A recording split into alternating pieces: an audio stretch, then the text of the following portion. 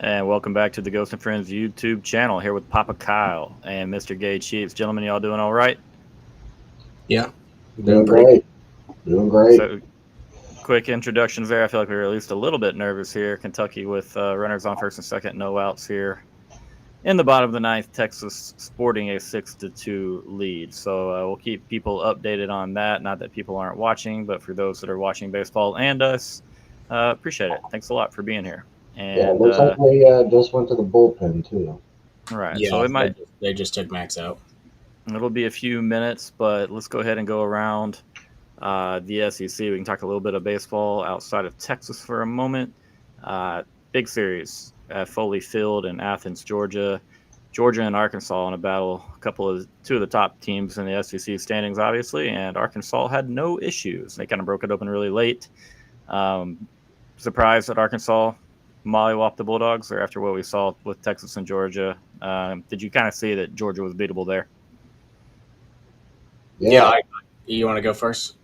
Yeah. So like you said, for a while there, I think they were tied up 3-3, like going into the sixth inning. I think was watching that game along with the Texas game myself, and honestly, I thought it was a game that would go either way. But I did not anticipate Arkansas, just absolutely mollywopping them there to the end. But they appeared to open up that can and ran with it.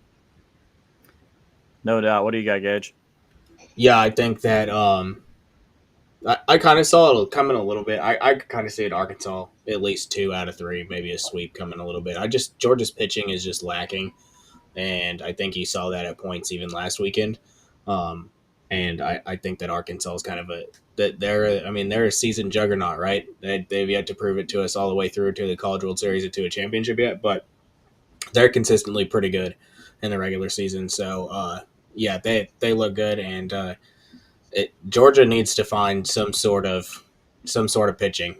This is the SEC is so tough, man, and week in and week out, you got to face these teams that are so good and take such great at bats. And Arkansas does that, and it's tough when you don't have consistent pitching. Yeah, no doubt. Because Zach Root for Arkansas is one of the top end starters on a Friday night in the SEC, and so Arkansas couldn't match that firepower, but they did. Georgia couldn't match that firepower, but Georgia did get out to a 3-0 lead. And I was thinking, okay, maybe this is a Georgia team that they had a bad weekend in Austin. They're putting up some runs against, again, one of the better pitchers in the league. And then Zach Root gets very, very dialed in, goes 5 2/3, doesn't give up anything else, didn't really give up any more hits.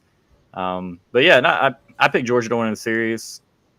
I'm regretting it instantly. Arkansas is a wagon, man. They're really, really dang good, which sets up a really fun series here in a couple of weeks when they come to Austin. When Texas goes to Arkansas, and what's looking like it could be a 1 versus 2, 2 versus 3, 1 versus 3 matchup at worst, and that would take a little faltering for Texas for Arkansas. But yeah, moving on, we'll talk just a couple of these games while we wait on Texas. But Oklahoma, somewhat, I don't know about surprising, but leading Vanderbilt there.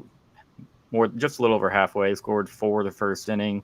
Normally, Kyson Witherspoon is throwing for Oklahoma on Friday nights. They decided to give him an extra day's rest, throw him on Saturday. OU struggles mightily with left-handed pitching. Every single series, SEC series opener that they've lost has been against a left-handed pitcher. And J.D. Thompson, after that first inning, he settled in really, really nicely. Only gave up 6 total hits in 5 innings, but again, he did give up a 4-run spot there. What do y'all think about Oklahoma? Y'all kind of middle of the pack SEC squad? Do you think a little more of them than that? Yeah, I'll be honest. I haven't watched too much of them this year. Don't really know a whole lot about their squad. But as we know, SEC is the toughest baseball conference in America. Oh, sorry. Quick side note: dude just broke his back. Dude, what? grounding out to shortstop in Texas versus Kentucky. Dude, his bat just snapped. Did it fly out or did it snap? Gotta check these bats in Wow. Lexington. Oh, it snapped. I didn't even realize I'm wearing. Y'all let me wear. I know we're being patriotic right here with the red, white, and blue, but y'all got to remind me I'm wearing Kentucky blue when we're starting this channel. That is So I'm I've connected never to seen that a metal bat get sawed off like that. Anyways, Wow. sorry, that just really caught my eye. That's crazy. No, that you don't see that very often. I can't remember ever Just seeing a that cutter in on the hands with Saw college them off. baseball. Yeah, back to Oklahoma though. I mean, yeah, obviously OU sucks, but hey, good for them. You know, taking one at home against Vandy. It looks like, at least for now.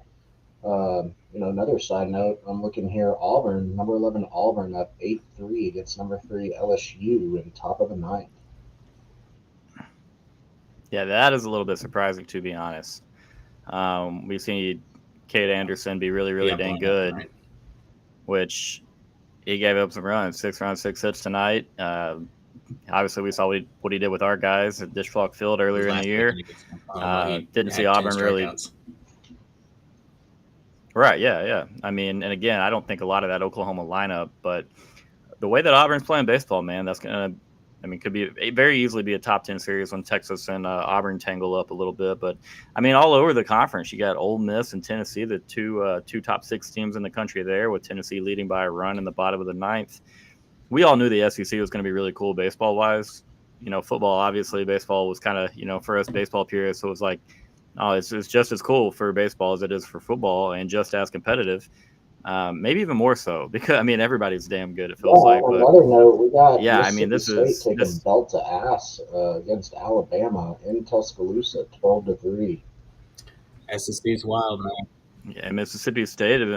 Yeah, they had been sleepwalking. Rob Vaughn's group's been pretty hot at Alabama. So yeah, I mean, we haven't talked about one game though, and it does seem, Chris, you may be right. A&M kind of has turned a corner here again. South Carolina's not a wagon by any sort, but you're scoring 17 runs. They scored 29 combined or 26 combined runs last Saturday versus Tennessee. They just bats were an issue for them, and they have seemed to woken up a little bit as unfun as that is to say. Yeah, and I said a couple a couple weeks ago when we were talking about Texas A&M, like obviously the talent's there, right? And I pointed back just a couple years ago to Ole Miss, who Ole Miss had a very talented team, struggled through non-con, struggled through the first part of the SEC, ended up only winning 32 games. But in the SEC, maybe I don't know exactly how many SEC games they won that year.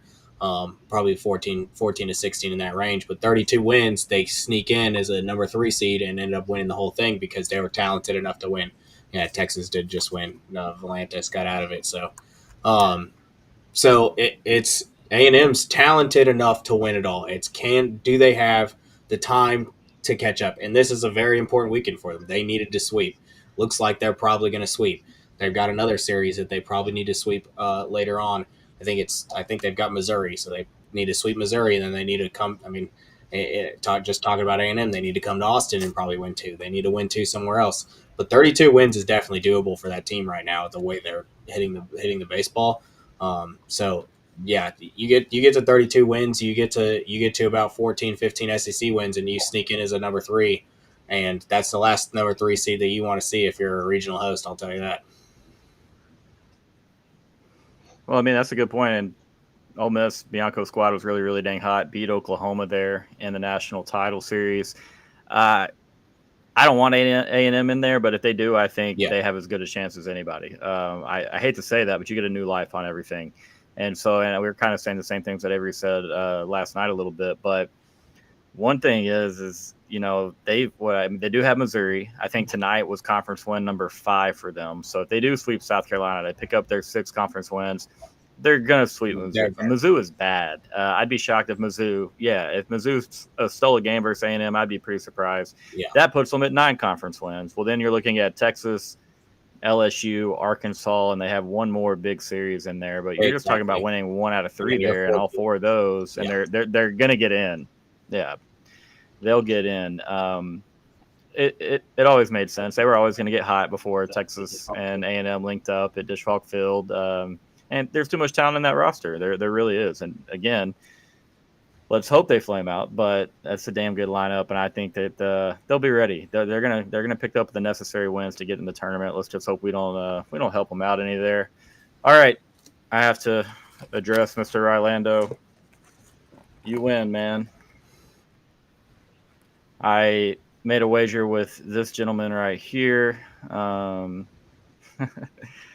gonna take the compliment on the fade, but Rylando and I made a wager on the Texas and Xavier game. Rylando's a Texas fan. He liked Xavier to win. Can't really say I blame him or fault him for betting against a Rodney Terry-led squad. I said Texas would win. The wager was if I lost, I had to eat 5 honey buns on this channel. And so y'all ignore me for the next probably 40 minutes that we're on here because I'm occasionally going to have a face full of this. So diabetes might be in my near future. And Rylando, congratulations. You win. Took me a long time to settle up, but here we are. All right, let's move on. Talk about Texas for just a moment before we do that. But yeah, Texas closing it out 6-3. Dylan Valencia's doing what he does, coming in, closing out games. Got a little shaky there in the 9th, but just overall, give me your thoughts on a 6-3 win for Texas. Gage, let's start with you. Yeah, I didn't get to watch most of the game. I was at the rodeo with my son, but I caught some of it. Obviously, Ethan Mendoza, been doing it all year, went through kind of a slump, but just absolutely clutch. Anytime that we have a situation where we got base runners on and we need a big hit, like he somehow even a little, shallow pop fly to right field turns into a double for that man. So he's so good at making contact, putting the ball in play, putting a lot of stress on the defense, and that transfer was just like it's gigantic for us. Like and it's going to prove to be even more gigantic for us. Spencer, it looked like he looked shaky at times, but he's still lights out, like almost unhittable stuff when he's throwing it in the zone and consistent.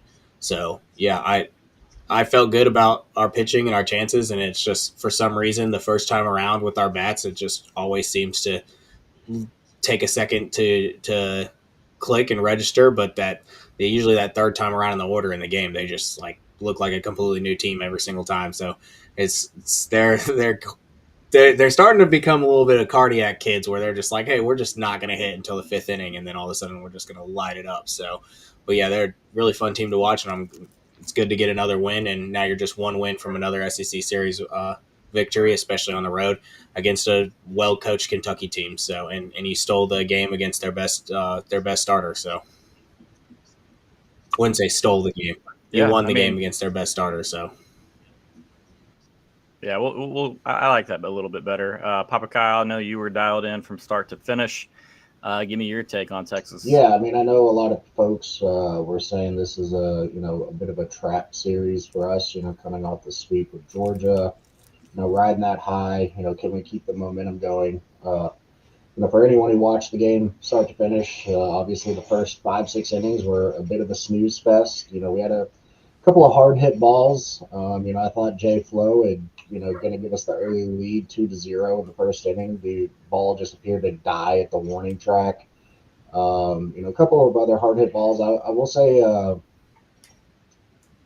Kentucky's infield was playing some damn good defense tonight. They had a few snags in the third and first base area. Really impressive. Of course, as we saw towards the end of the game, that wagon seemed to fall off its wheels, which benefited us. But yeah, I mean, still, hats off to Kentucky. I'm sure, is playing in that kind of weather was a bit of a factor for us as well. We haven't played in, cold, rainy weather like that. So that's always something that plays a factor in, going out there, especially on the road, been traveling a lot. But yeah, I mean, I came into this series, of the opinion that, hey, we should come in here and sweep. No shade to Kentucky. They've seem to have a scrappy little ball squad, but yeah, I mean, I think, we come out Saturday and Sunday and take care of business and come back to Austin. Amen to that. Will said, Ethan Mendoza's been really big. Gagey made that point. And to your point, Kyle, Kentucky played some really good defense. Like Texas probably hit the ball a little bit better than just 6 runs in this game, or deserved more than just 6 runs in this game. But that's part of the game, and credit to Kentucky for flashing some leather there. I said 2 out of 3, but seeing Kentucky at the plate, they don't really strike a lot of fear into you. And knowing that we got by, their Friday night guy, I can see a sweep, but I know they're thinking one game at a time. And credit to Ethan Mendoza, big night, 4 RBIs. I think 2 for 5 at the plate. Rylan Galvan obviously hits another tank job, and so concern Jared Spencer. I mean, that control, man, we got to work. We hit another 3 batters tonight. I think he walked another couple. His stuff is electric. It's just we got to locate a little bit better, and I know he knows that. And Coach Weiner knows that. And that's all they're going to be talking about, because we've seen when he locates the baseball well how elite he can be, and so he'll be wanting to get back to that type of form. So it's crazy, man. You try to nitpick. We try to be real on this channel and find things that to keep us at bay as far as expectations, and it's just like Texas continues to find a way to win games. 12-1 in the SEC. You're 7-0 on the road in the SEC, and I know haters will say, "Well, it's Mississippi State and it's Missouri and Kentucky." Teams have lost to these guys, and so it's Texas. They'll try to knock it down, but at the end of the day, 12-1 in the SEC, 7-0 on the road. Pretty damn impressive, regardless of opponent. We heard all the same crap during football season, so we're a little used to it. But any other thoughts on Texas and Kentucky before we move on to some Augusta National Golf Club action? I wanted to highlight your boy Rylando's question in the chat. Ethan Mendoza, the best transfer in Texas history. I think that's a little thought-provoking. I'd be curious to get y'all's thoughts on that. I have my own, but love to hear what you guys think. Are we talking just baseball? Or are we talking all? Yeah. I'm assuming his question was just purely baseball related. Because off the top of my head, the last few years, I mean, we've had Skylar Messenger. Oh gosh, who was the center fielder we got from St. John's? Short little dude. Ghost has a mouthful of honey buns, but it looks like he knows the answer to the question, perhaps. It's Mike, begins with an A. Antico. Mike Antico, yeah. Yeah. I'd have to really. I'd have to look at it. I'd say that as of right now, I mean, Mike Antico did some crazy damn things for Texas baseball, and it's still a little too early to call Ethan the best. But just the fact that you're mentioning him, 33 games into the season now, or 32 games into the season, says a ton about what Ethan Mendoza has done so far. Guy's killing it. So obviously, another thing we haven't mentioned yet, it was great to see Mr. Adrian Rodriguez back in the lineup today. We talked about the good news on the injury front, and that's what we were alluding to last night. Knew that he was going to be most likely be back in the lineup, and so pretty cool for Texas. We're getting healthy again. Max Ballou out until the end of the year. Hopefully, Texas sees him again. Yeah, my man, thanks for being here, brother. We did talk a little bit about Texas A&M. So just repainting the picture that we painted. They've got 5 conference wins. They got South Carolina tomorrow. They have a series with Missouri. If they win these 4 games, which are very, very likely, in my opinion, that puts them at 9 conference wins. And then if they can take 1 game from Texas, LSU, Arkansas, and then they have another series against a pretty big opponent, if they win 1 of each of those series, in my opinion, with 13 SEC wins, I think that they would get in. Again, we'll see what they do in the tournament. But, yeah, I believe it. I think that, Missouri's bad enough, South Carolina's bad enough, and you're going to get a lot of credit when you have those SEC win totals up around 13 or 14. I don't know. What do y'all think? Y'all believe? Y'all just let me kind of talk about that earlier. Y'all think A&M? I know Gage, you kind of did. What about you, Kyle? You didn't really share your thoughts on Aggie baseball. I think they're getting a sense of false hope right now. My personal opinion. Got string a couple good wins together, which hey, that's off to them. But I mean, we saw how their season started. I don't know. I just think that hey, they're getting a couple of wins, but they're about to face some more tough competition, and we'll see what happens. Also, side note, I completely blanked on the fact that Ivan Melendez was a transfer from junior college. Yeah. How we could forget about I was thinking, I was like, man, there's some junior college transfers that have to be. So Melendez is obviously at the top of the totem pole for my Texas baseball transfers for obvious reasons. I mean, even our national title teams had some transfer contributors that we're just not thinking about, some really elite guys. So Yeah, Texas baseball again, 12-1 in the SEC, win the Friday night opening matchup with Kentucky. Have to assume, obviously, Luke Harrison tomorrow. But yeah, let's talk Augusta. I am way too excited to not sit here and talk about golf as much as I love Texas baseball and respect this Southeastern Conference baseball and what it's about. Kyle, I know, Gage, you didn't get to watch a ton today. You had a busy day on an airplane and whatnot. How much Masters did you watch today? What were your takeaways? And again, I know you're rooting for Scottie, but anybody else in there, Kyle, that you're really kind of pulling for? Yeah, I mean, so I had it on, as soon as it came on. I think at like 7:45 a.m. today, and was on pretty much all day long. I think it annoyed the shit out of my girlfriend a little bit having golf on for that long today. But yeah, no, obviously big Scotty guy. This may catch some heat here, but I'd love to see Bryson, possibly take the crown. He's kind of grown on me. I used to hate the guy. I used to think he was one of the biggest douchebags on tour. But I'd say probably the last 12 months, he's really grown on me. I loved his videos of him, trying to make a hole in one over his house. I thought that was really cool, and I just feel like I've seen a different side of him, and become a fan. Some great golf was played today. A lot of amazing shots to be had. I know your boy Rory had a hell of a day, Ghost, which got you pretty jazzed up. Yeah. I think Ghost. Is he frozen? I'll keep talking. I'll keep talking.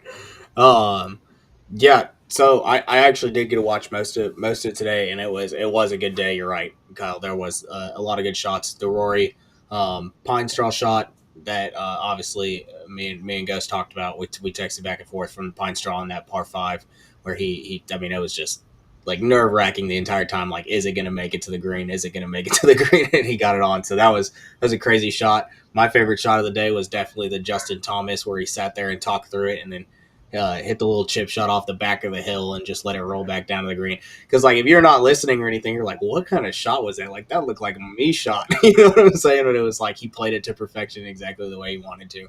So it was a really good day of golf. I missed most of the back nine from Scottie, so I didn't really get to see, but I saw some things. Obviously, Morikawa was my pick to win the tournament, and he looked a lot better.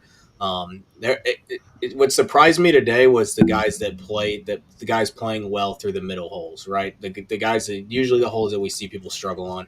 We saw Scottie sort of struggle on today. Rory, that's kind of where Rory got it going today, was during the harder holes. Like, he put it together. He started making a run during those middle holes, Darren Amon's corner, and Colin had a couple good holes right there too that kind of put him back in the race too. But man, this leaderboard is looking exactly the way I wanted it to look going into the weekend. I think for entertainment purposes, I'm still. I know Scottie had a rough, back nine, but to still only be 3 shots down when you probably didn't play your best golf, right there, like, you're still in a really good position. But yeah, Rory looked great today, so we'll see if he can continue it to tomorrow. Justin Rose, like, he's playing the course great. I think everything that he's doing is he's playing his game right. He's not trying to play Bryson's game. He's not trying to overpower anything. He's taking his shots where he can get them, and then he's making like everything putting wise. We'll see if he's able to continue that throughout the whole tournament. I think it's probably a little bit tougher maybe to putt number one, throughout the whole tournament, but maybe he's just got it going, and it's going to be tough to beat him if he does. But he had a little bit tougher of a day today than he did yesterday. So I mean, this is exactly what you wanted to see. You wanted to see a Bryson in there. You wanted to see Rory at the top, Scottie competing. Those are probably my top 3 guys that I want to see. It's Sunday, it come down to. So I'm pretty hyped. I think this tournament's going exactly the way I want it to so far for my entertainment purposes. Yeah, no, I'm right there with you guys. It's been a blast. One of my favorite tournaments ever so far, just because of the leaderboard.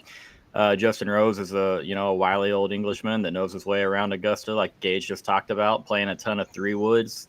Again, like Gage just talked about, not trying to overpower the golf course. He's kind of letting everybody else do that. He's fine hitting some mid to long irons into some of these tough pin locations, and he's just taking playing to a lot of middle of the greens or safe sides of pins. And again, like Gage said, he is making everything. Looks like that's going to be the game plan. At some point, if that putter cools off, it's hard to think that he does hold on. But there's so many guys behind him. Obviously you got Bryson DeChambeau. People don't talk about Corey Connors very much because he's never really stepped out in a big moment and won. But he's as good of an iron player as there is out there, and you have to be really good with your irons here. But yeah, the low round of the day going to Rory after the finish yesterday on 15 and 17, double bogeys on each of those to really ruin a beautiful round of golf yesterday. I mean, one birdie on the front nine. I'm sitting here watching going to hole 8 or going to hole 9, and I'm like, okay, like it's okay. He's playing fine. But eventually putts got to go in. Eventually you got to hit shots a little bit closer, which is why, he's him and I'm me, because I would go out there trying to hit at flags, and that would lead to disaster. He was taking his medicine, course management 101, playing a very, very smart round. And then you see the birdie flare. You got 10, you got 11. You have the miracle shot, which is not a miracle shot, but to hit a 7-iron 200 yards over the creek from the pine straw to 8 feet. That to me was a moment where he might win the whole damn thing. That was a moment for me where I was like, if he keeps doing that, it's going to be tough for anybody to beat him. Yeah, like I told y'all yesterday, Go ahead, sir. It was a 10 cup moment, except he's, not trying to hit that 15 different times. Yeah. And when he hits that shot, I got to swallow this. That's what she said. Ruh-roh. When he hits that shot, I don't think he knew for sure if it was going to be as good as it was. He definitely seemed pretty dang nervous. And one thing I will say is that I thought it was over. Right then and right there, immediately I was like, we're cooked. Ball started right of his line, big time right of his line. But, hey, he played really, really dang good golf. He and Scottie both had very fortunate breaks on hole 12. Yeah. They went long and left on that par 3 12th and got up in that azalea bush. Both of their balls came back down. Scottie chips in for birdie. Rory makes par. Nash, I don't hate Scottie, but I will say this. I'd prefer about 5 other guys before everybody. We've seen Scottie win this tournament twice, man. We know what he's going to serve for dinner next year. I get it. Like, it's cool. And if he wins, I'll be happy. But some chili, bro. Yeah, this is a really good point. And honestly, I'm going to be honest. I think it's bullshit. I root about that too. I root for Rory more than most people. I want him to win the tournament. We should be seeing 5 times the amount of Bryson DeChambeau that we're seeing. They show every single one of Rory's shots, and I get it. And so why not show Bryson? Okay, is Augusta mad at Bryson because he called it a par 68 a few years ago? I don't think so, because we've seen a lot of Bryson since then. Is it because of Liv? Is it because he's a YouTube golf celebrity? I don't know, but it's really, really odd, really awkward that they don't show him. And yeah, Xander either. Like, all week long, I've been thinking of rhymes for Scheffler, and I don't get to see that guy swing. I hope some of y'all caught that reference, and if not, it's okay. But yeah, Scottie was the one sitting in the tree. That was pretty awesome. Does anybody have context on this? Why was Scottie sitting in the trees there? He was waiting. He was waiting for an official. Oh, that's where he went on 18. I didn't see. Yeah, that was his drive on 18. He absolutely shanked it. Can I share the picture? Is it possible? If you can figure it out, yeah. But yeah, he absolutely fell apart on hole 18 today, which was a shame. He was going into 18 -6, I think. Do y'all see it? Yeah. Big, bro. I mean, this is Scottie Scheffler. One of us. One of us. Sorry. Did I mess it up? I don't know. Did you hit a button?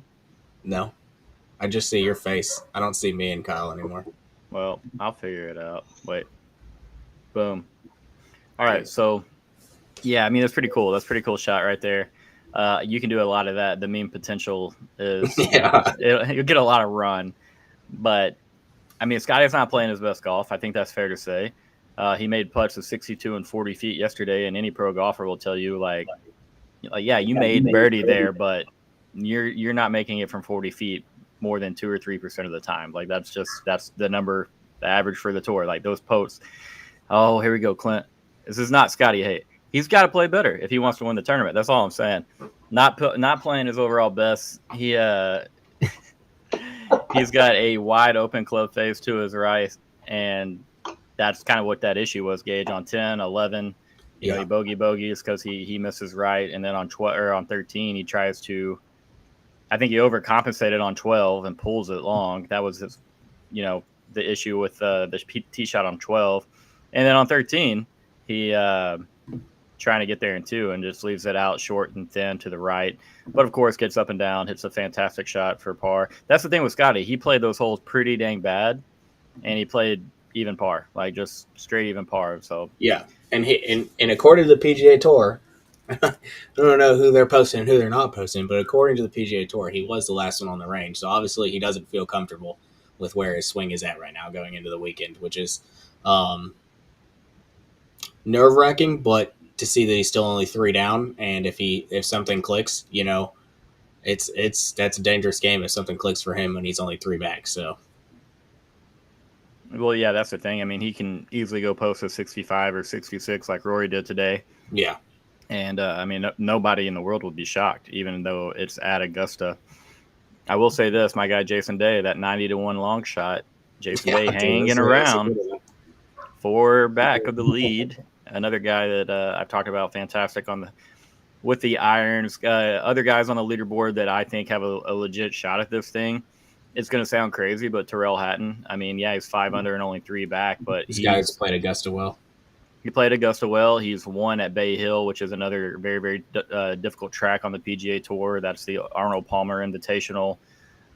He has a knack for playing very, very tough golf courses very well.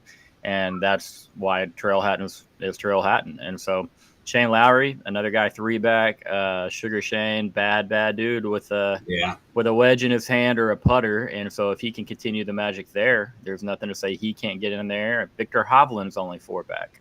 Yeah.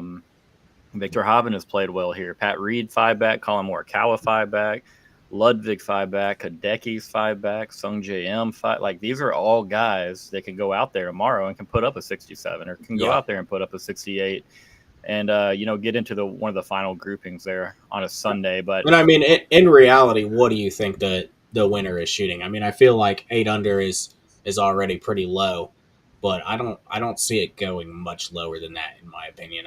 I think 8 to 10 would probably win you the tournament. Maybe it'll be lower, but I'm going to say somewhere between. Go ahead, Kyle.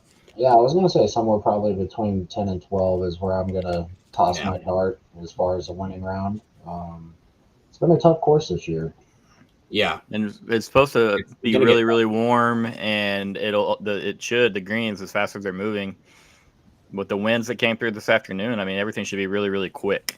Yeah. And so I can see that. I'm going to go 10 to 12. Yeah, I don't know how we got Ted Cruz here, but thanks for wearing the Longhorn shirt, Teddy. And I can't believe you couldn't be on the channel for 40 minutes without getting a Ted Cruz joke. It's a cruel world out here. But I'm pretty sure I saw one within the first 5 minutes. I just didn't ignore it. Really? Yeah. I missed the chat for like the first 10 minutes. I didn't see too much. Real quick, going back to the coverage. I understand that the leader is Justin Rose, but when I turn on golf in the morning, like I'm not looking like I want to see Bryson DeChambeau hit 365-yard drives on par 5s.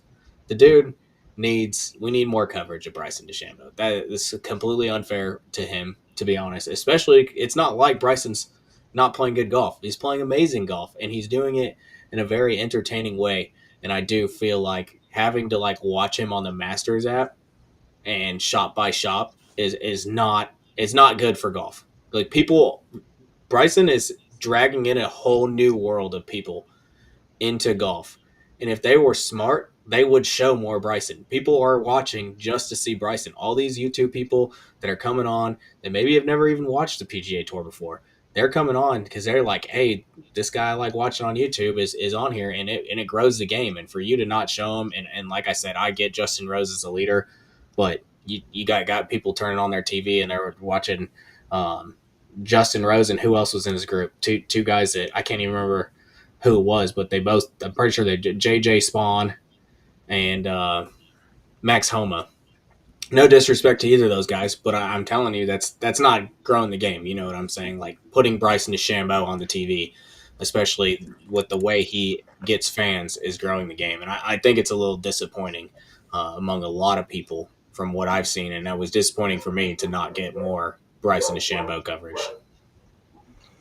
Yeah, personally, I've kind of always like I love the Masters. Don't get me wrong. I've always kind of had an issue with their like initial coverage. You know, talking Thursday, Fridays, where like you said, Gage, certain players you have to get on the app to watch them, and then even if you log into ESPN, you know, you get like the featured group for like the first 2 or 3 hours, and then they finally put on coverage of everyone else, which I don't know, just finds it kind of frustrating, especially for a tournament this big. I mean, I get it, Masters is their own beast, they have their own TV rights, etc. But I think we should be able to get better coverage, and part of me does wonder too, in terms of Bryson and maybe anyone else that's on the Live Tour, and just that there's some kind of behind the scenes shunning of these guys, because they jump ship. And then, to your point about, these new age YouTube golfers, like I can see a lot of the old heads, just, being of the opinion like, hey, this is, not how golf was meant to be played. They're not, following the rules of, golf or whatever. And I don't know. I'm speculating here, just my thoughts. Yeah. I'm curious to know, Ghost, what you think about that, but it's kind of where my head's at. Well, on the Live thing, real quickly, we did see plenty of John Rahm on Thursday, but I find it funny that the one Live guy he was already in the featured group, so it was already kind of planned, but having a total meltdown in on national TV was John Rahm on Thursday afternoon. It was the one Live guy that was on TV, so I think if they were trying to make a point, showing John Rahm have a complete meltdown was the point that they were trying to show, so. No, I'm with you there. But I think in defense of John Rahm, he has won a Masters before. He has a green jacket. I think that's why they felt that they have to show him. They show a lot of the old Masters champions. Not like the coverage they gave John Rahm, obviously. But, yeah, there's no excuses for not having Bryson up there. I mean, he would be a top 10 golfer in the world if he was still on PGA Tour. He's not. He's with Live. He's still top 20. All the Live guys are a little further down than I think they actually are. When they are in form, I will say that, I guess that does matter into rankings. But John Rahm, man, that's crazy because he's a guy that a lot of emotion, a lot of pride, and he wears that heart on his sleeve. But Bryson right now is probably the most popular guy in golf. I mean, he really is. Like he dominates the YouTube golf scene, millions of views, every video. I mean, and I'm not saying that's all that matters. I'm just shocked that they're not leaning into that popularity because a lot of people, as Gage just said, would watch for Bryson DeChambeau. But I'm telling you right now, I said on our preview show, I guess, Wednesday night, I said I felt really comfortably that the winner would be Rory or Bryson, and with the dark horse of Jason Day. So I guess that was my long shot, really. So I'm going to continue to brag. Ultimately, Scottie probably just wins the tournament, and it is what it is because he's the best in the world. But we'll see. I know no one's going to make it easy on that guy. Everybody sees the opportunity, and tomorrow will be a huge, huge day. And I bet that course plays pretty dang mean. I'll say that. Yeah. So definitely could see some regression from a few of those guys atop the leaderboard. But all right, guys, real quick sidebar. Mr. Manning has requested some Nico discussion. We did get into Nico talk a little bit last night. Another report out about Nico Iamaleava. This time it is that he was not at spring practice today. Will Nico be at the spring game tomorrow? That is going to be it. Maybe we have a whole other episode tomorrow just to talk about what happens with Nico in the spring game. Have you guys seen any more news since the practice report came out? Have y'all seen anything about the spring game? We are living in crazy, crazy times where we have college football holdouts during spring practice. Yeah, I haven't seen any more news. Yeah, I haven't seen anything either, other than just speculation and then all your obvious burner accounts. I did see one thing from a guy that's supposed Knoxville guy. I don't know. Yeah, you can't ever look at Twitter and know if anything's real or not anymore, unfortunately. But he seemed like I clicked on his profile, seemed to have a decent following. Said something about he was a Knoxville reporter in Colorado, Oregon. and somebody else would possibly be a landing spot. And then I think on 3 was kind of pointing to USC and UCLA, so and someone else, and he would post Tennessee's end zone if there was a something breaking happening. And I haven't seen anything upon that yet, but yeah, it's a weird situation, man. But if I'm Tennessee, I'm with you. I'm saying go. I don't need like I just don't understand it. Like I'm like, see ya. Like I'm not gonna do it. Like Tennessee, I like Nico. I think he's talented, but I don't think he's that good. I don't think he's somebody that can carry the team. I think you saw that in the playoffs, that he's not somebody that can carry a team. So, yeah, I don't see. I think this is a pretty large step to skip practice and have people leak stuff, and I think he's trying to get ahead of it, and media wise, he's trying to get ahead of it and kind of make Tennessee look out to be kind of maybe the bad people. But yeah, if I'm Tennessee, I'm doing the same thing. I'm see ya. Go ahead. Go get your money somewhere else. I always thought Oregon was kind of an interesting landing spot for him. But yeah, I have a tough time believing they shell up $4 million plus when they've obviously got other issues that they need to fix as well. So, I mean, is there really any school out there that would be excited to get him on the team? I mean, I don't know. My opinion is, no matter where he goes, he'll just be an average college quarterback, maybe a little bit above average college quarterback. yeah, I don't know. Like, I just don't see, like, I feel like this is a lot of him just trying to generate buzz for himself. Yeah. I think it's definitely a lot of leaks from them, yeah. Well, let me say this, and Ryan Orlando brings up Mr. Pete Nikos of On 3. Is Mr. Iamaleava, not Nico, but his dad, who I think is a coach, is he going to apologize to Mr. Pete for calling him a bitch on social media? When there's a lot of damn smoke right here. So let's not pretend like there's nothing there. And so I think that it's starting, in my humble opinion, starting to look like Nico and his family they're not happy at Tennessee, quite obviously. They've been shopping themselves around. Maybe that's not the kid. Maybe it's not Nico's desire. Maybe it's just a family. I don't know. You have to ask yourself a ton of questions, and we'll never know the answer to any of it.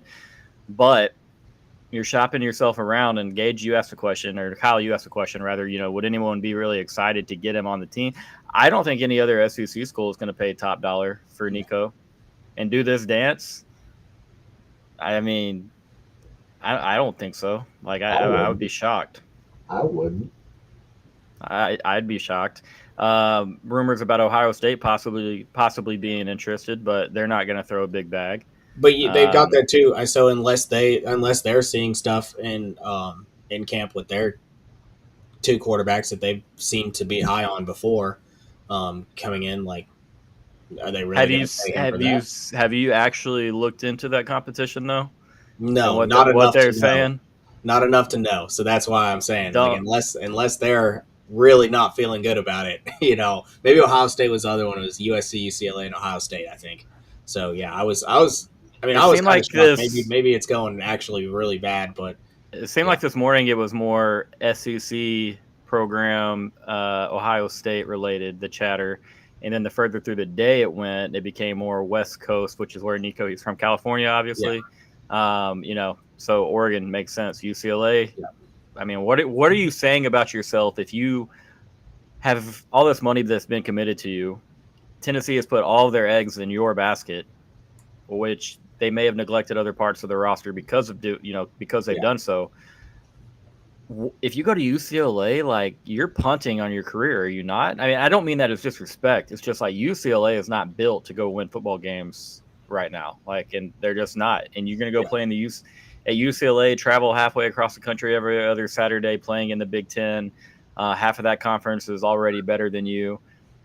What weapons does UCLA have right now that's such a big, massive improvement from a Tennessee? UCLA would be insane to me. I guess that would be straight bag related. I guess you got to call it what it is.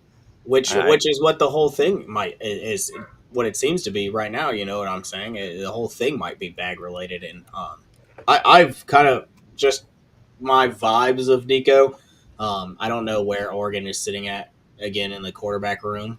I haven't paid too much attention to anybody outside of Texas in spring ball, but Oregon seems like if they have the money and want to give it up to him, that might be the move for him.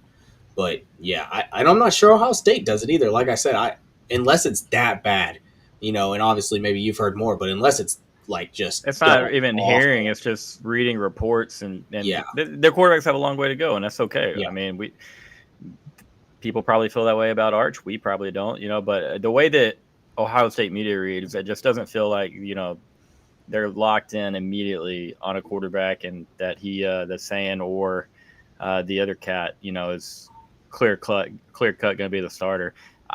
I'm not even going to argue this. But here's the thing with Nico. Okay. And you have to be fair to the kid. Tennessee was bad on the offensive line last year. They were bad at wide receiver after all of Vol Twitter told us all offseason long that their wide receiver core was going to be one of the top 2 or 3 in the country.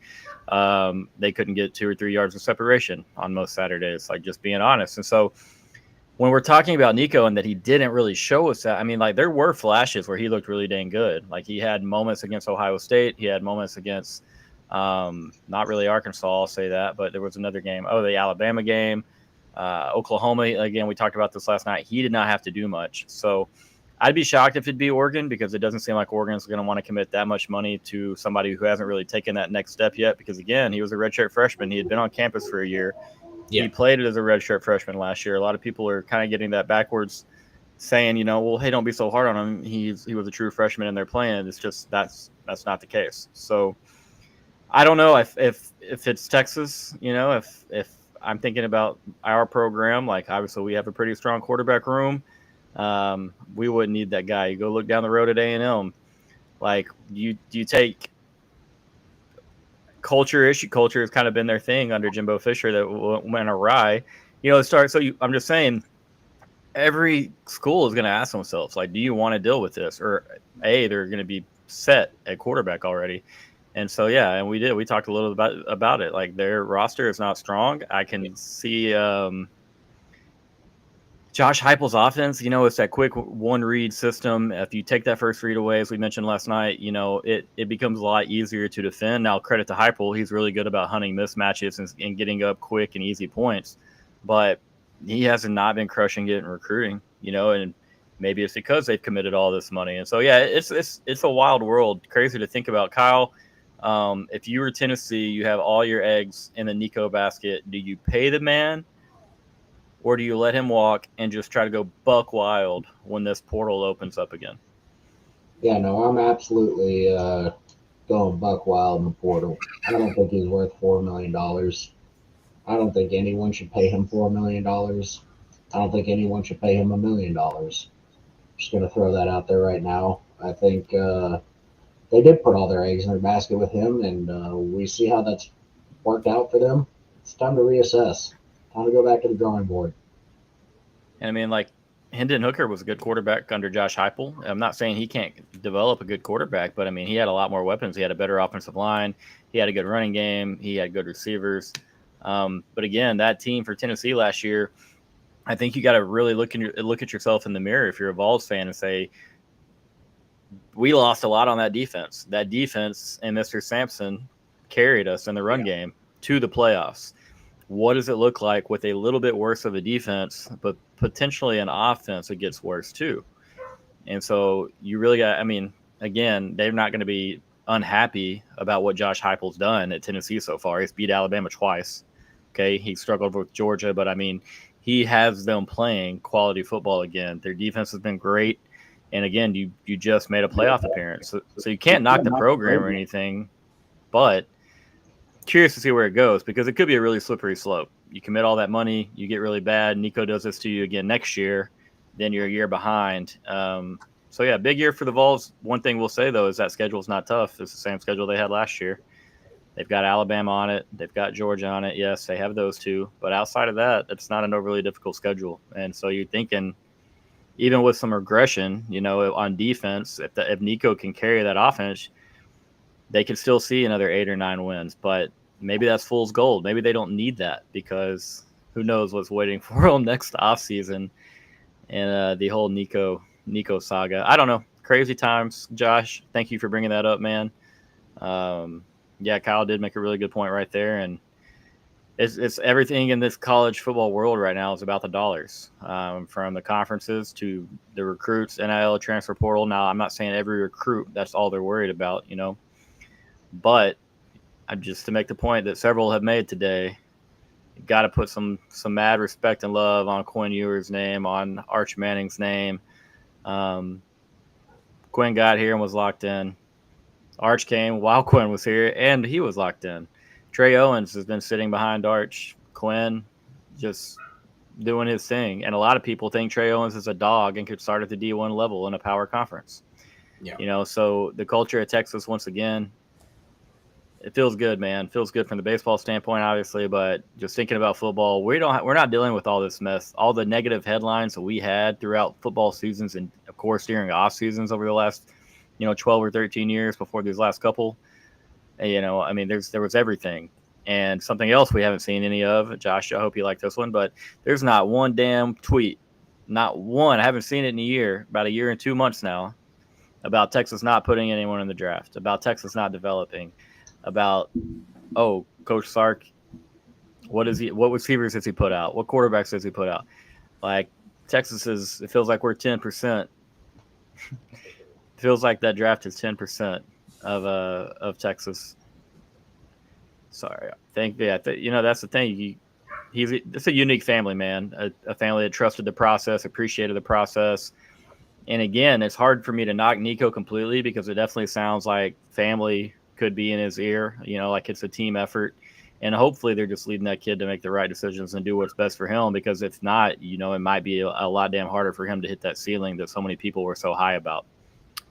Yeah, and the other thing, and I don't think this is to knock anybody, but all these kids are from different situations, different places, and they have different backgrounds, right? And of course, sometimes some of these kids have never had money, I'm not saying that that's any of these kids' situations, but they've never had money, they've never had anything, and they've got a chance to go get a bag right now.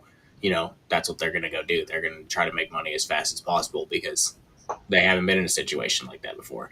And, I'm not saying anything bad again about somebody like Arch, but you've got more time to develop. There's not necessarily that need for money immediately. You know what I'm saying? Even though he's making plenty of it, I'm sure. But there's not the need for it immediately. There's so many different factors that come into every kid. Every kid is a unique, different situation. And I think that's probably what makes it the hardest out of everything. And you see people when like, Arch isn't selfish, or versus this player is selfish, and it's not necessarily the only thing that goes into it. You know what I'm saying? So it's definitely hard. You don't want to be too hard on a lot of these kids because you don't know.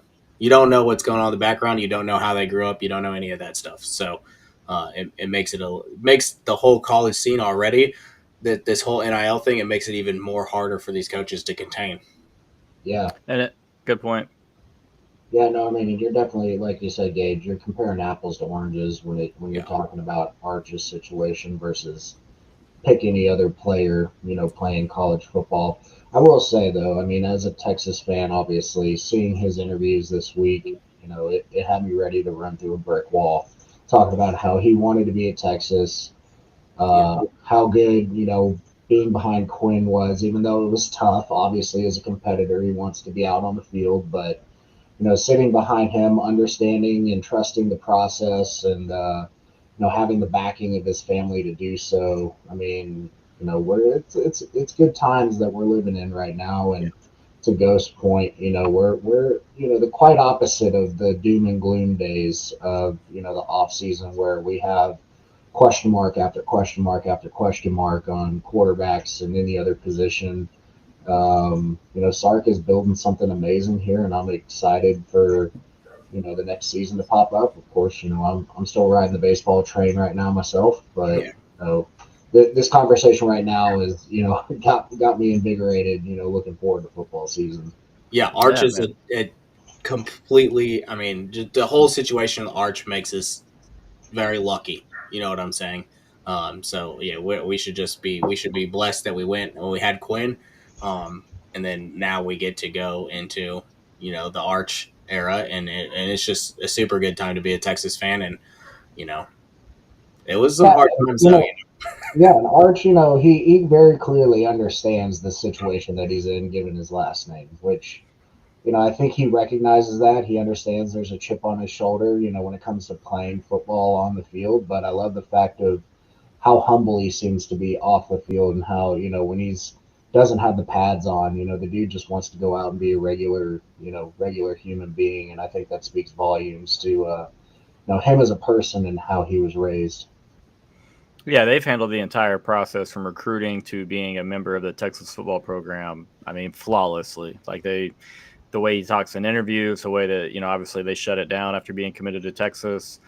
We're spoiled, man. It's pretty cool. I guess we deserve it after all the shit that we went through. Like we have to just say it's okay and not expect something crazy bad to happen. Because unfortunately, I do that at times where I'm like, everything is so dang good right now in football. Like, what's gonna go wrong? Okay, we're getting through 1 week of the offseason. Okay, the next week something's going wrong. But nah, point of this conversation was just because you can't make a comparison between Arch and Nico. I'm not trying to do that because, like Gabe said, come from different backgrounds. I don't know, a ton about Nico and his upcoming, but we know that Arch, wasn't struggling. And so the NIL thing, though, I mean, just because he has money doesn't necessarily mean, he's not going to want money. But again, we're just glad it's not our problem. That's the entire point of all of this. And so, yeah, this right here is shocking. You have 2 different years with 0 Longhorns drafted. And we all remember in 2014, we ended a very, very long streak of having a player drafted. And then we turn around 8 years later and do it again. Happening again. Yeah, it's pretty unreal. But the good news is that crap is over. And so you don't hear conversations about holdouts and this or that. And so that's another thing where you look at Sark talking about some of the things Kyle said. Credit to Sark, recruiting the right type of players, handling all of that. And I'm not saying that Nico's not the right type of player. I'm just saying, is he worth all that? But, culture fits. That's the thing in recruiting. They matter. You want guys that fit that culture and that are committed 110% to your program because that's what it takes to be successful at the highest level. And so I think that's the big thing, right? Is it really about the money or the reason that, I'm the same way. I would tell Dad, if I'm Tennessee, I'm like, no. But is it really about the money or is it how things have went about? You know what I'm saying? Obviously, we don't know the 100% of it, but just the way things have unfolded is kind of like, do we really want to shell out for somebody like that? Yeah. Real quick, shout out to girls softball before we leave. But I wanted to ask a question.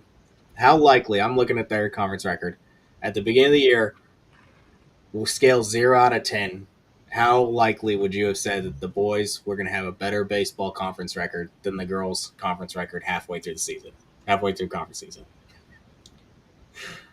They're both very good. It's not like the girls have struggled. And they're 10-2, probably about to be 11-2 in conference. But Tegan Kavan, she threw 5 no-hit innings against Tennessee tonight. It's still going on, but she's been fresh off this year. Yeah, and she just threw her first career no-hitter at the collegiate level. Yeah. I'm going to be very honest. I would have took the low end of that, a solid 1. And it's not any disrespect to our baseball program, but you could have played pretty damn good baseball against the schedule that we played so far in the SEC, and you could have, we played 13 games. Could have only been a 8-5 or a 9-4. I mean, pretty crazy to think about when you mention that, and something I hadn't even thought of yet. Yeah, and it's not like like I said, it's not like the girls are 8-4 or something. They're 10-2, about to be 11-2 in conference play, which is for girls to SEC softball. That's remarkable as well. So, they're playing really. And you have to beat Tennessee because we all saw what they did to Oklahoma after they took 2 out of 3 against the Sooners, and then they posted the whole "Welcome to the SEC" video the next day, and Sooner Twitter lost their mind a little bit. So. Yeah, anything else, guys, before we get y'all out of here? We're right at an hour. Kyle, you got anything else, Big Daddy? No, man. I will say, my take on the softball versus baseball question Gage just posed. Coming into this year, obviously there was a lot of hype, getting Schloss. But you never know with a new coach coming in, how the first year is going to play out. And this baseball team has certainly exceeded every expectation that I've had. There's been so many situations and games this year where teams of the past, I would have thrown up my hands and been like, what, this game's over. We're down, a couple of runs. I'm just going to, flip the channel to something else. And these guys have got some grit, man. And Yeah. it's exciting baseball to watch. Where bats, can be hot, they can be a little bit cold, but they always seem to figure out a way, no matter what. And I'm excited. Should be, man. It's a special team, a special time. It's just tough because like we all know what it takes to win a College World Series. As fans, we know we haven't gone through that physical grind the players go through, but we've seen how good of a baseball club you have to have, and so Texas needs to stay healthy. Pitching needs to continue to get better. We need to be able to keep command of the baseball there. Luke Harrison. Tomorrow is Luke Harrison Shove Day. Time to go wrap up another SEC series for Texas. What about you, Gage? Anything else, brother? Yeah, just got one. The girls did just win 39-3, best start in softball program history.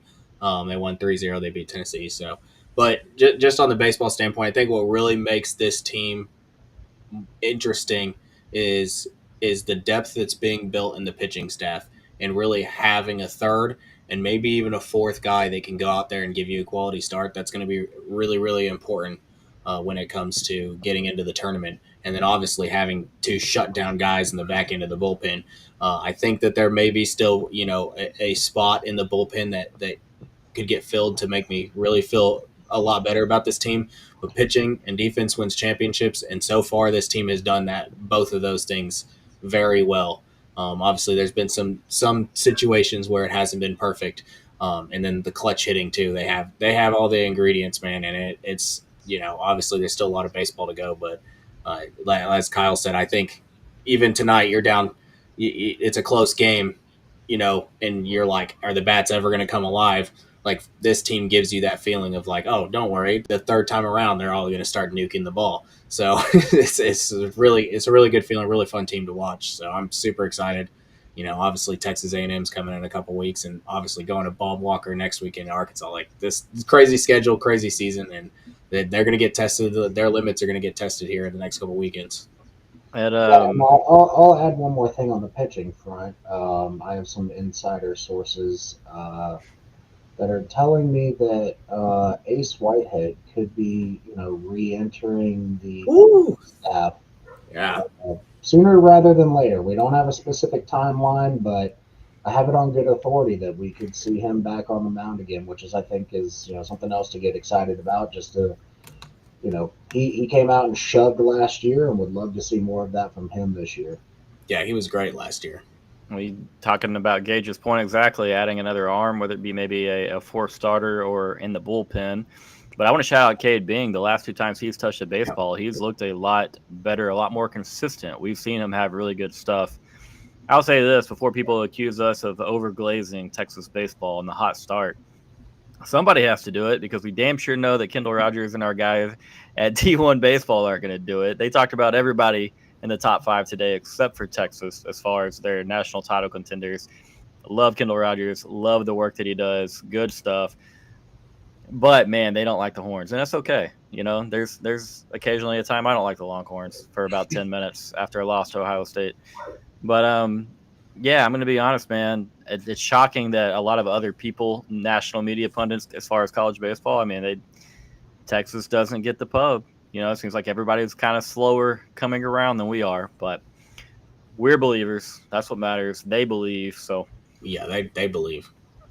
They believe a ton, man. A lot of fun being had right now for Texas baseball. But gentlemen, thank y'all for being here. Papa Kyle coming back on. Shout out. Y'all didn't notice that's a crow's nest hat up there, fresh from Augusta National Golf Club grounds. That man has got elite fit on right there. And Gage, thanks, brother. Appreciate you hopping back on here on a busy night.